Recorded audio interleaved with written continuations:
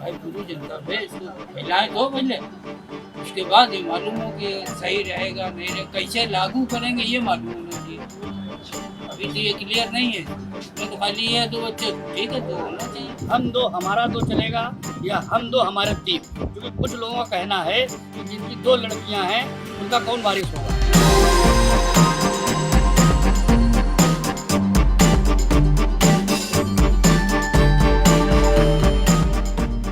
Hey there, my fellow Indians. Welcome to NewsHamster. So recently, Mr. Navjot Singh Sidhu has been appointed as the president of the Punjab Pradesh Congress Committee.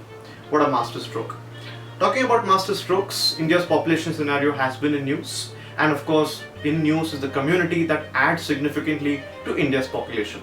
Well, this came into limelight when the Uttar Pradesh government bought or introduced the Azadi Bill, also called as UP Population Control, Stabilization and Welfare Bill of 2021. So in this video, let us talk about the features of the bill, let us talk about what are the concerns associated with the bill, and of course, let us understand the population scenario of India and see how we could possibly control the population explosion. According to 2011 census, Uttar Pradesh holds the distinction of being the most populous state of the second most populous country in the world. The population of Uttar Pradesh is 166 million people. And now the government has felt that the growing population of the state has hindered the development of the state, and hence they have introduced this Abadi bill. So the most contentious aspect about this bill is that if you have more than 2 children, you will be debarred from the following: government-sponsored welfare schemes, contesting elections to the local authority, eligibility to apply for state government jobs, promotion in government services, subsidies provided for the welfare, ration card units will be limited to 4 persons only. So basically, if you have more than 2 children, you will not be getting all these facilities. On the flip side, the bill has great incentives if you have less than 2 children and if you are a civil servant. 3% increase in employers' contribution fund under National Pension Scheme, 2 additional increments during the entire service, subsidy on the purchase of plot or house site or building a house, rebate on charges for utilities like water, electricity, house tax, soft loan for construction or purchasing a house at nominal rates of interest. The bill also suggests for all the citizens of UP with only 1 child, free health care and insurance coverage till the child turns 20 years old, preference to the child in admissions, free education till graduation, scholarship to the girl child in higher studies, preference in government jobs. A BPL couple undergoing sterilization after 1 child will be eligible to receive a one-time lump sum amount of 80,000 for the first boy child or 1 lakh for the first girl child. But something that the most media debates and debates do not show you about is the clause of sterilization. You will be entitled to all the incentives only after you get sterilized. Let's say if you have 2 kids and you are not yet sterilized, you will not get any benefits from the bill. Did you know about this? Of course you did, because most media houses, most mainstream media does not show this, and that's why it's important for you to have a source of news that will give you all facts in the right spirit, and that's where we come in. Follow NewsHamster, press the subscribe button. The fact we could understand is that family planning and coercive population control are 2 different things. If you do family planning in the right spirit, we'll be able to control population explosion. But if we do coercive population control or coercive family planning, we will end up with problems like a skewed sex ratio, marginalization of the communities, deprivation from welfare schemes, forced abortions, and of course, forced sterilizations. We also have to note that in Uttar Pradesh, the total fertility ratio has been on the decline. Also has been on the decline the annual population growth rate, which are used to quantify the population growth. And this data has been provided by reliable organizations like Niti Aayog and Macro Trends. The point is, when it's already on a declining trend, why do we have to use such coercive measures? All these years, we saw that China had strictly implemented the 2-child policy. But this policy affected badly on their human resources. As a result, finally in the year 2021, they got rid of it.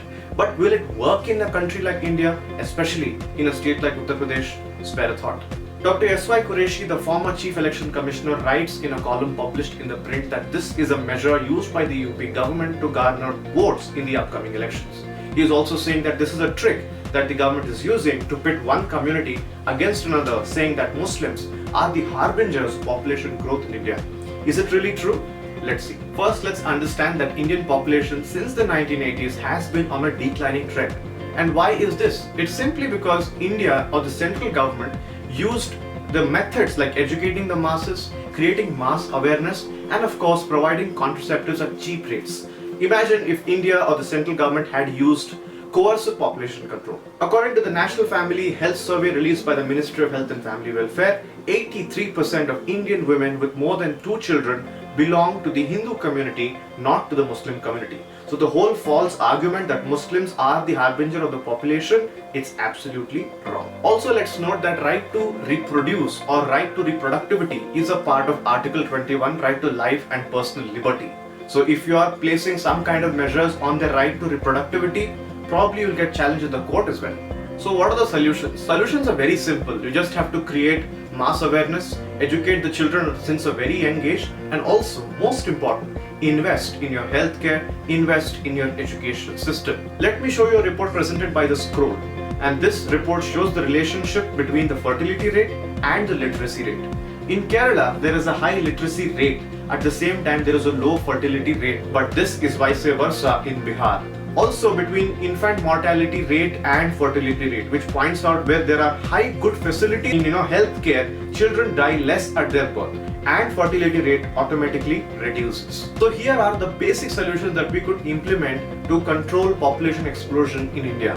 And Modi government is doing a great thing by investing on the education system, by developing the national education policy, and of course slowly and steadily the health system is also getting a lot of focus. Remember, during the emergency, the Indira Gandhi government, led by her very popular son, aimed for mass sterilization. And you all know what happened. Indira Gandhi lost her prime ministership because of this very idea of mass sterilization and coercive population control. The bill is still under scrutiny.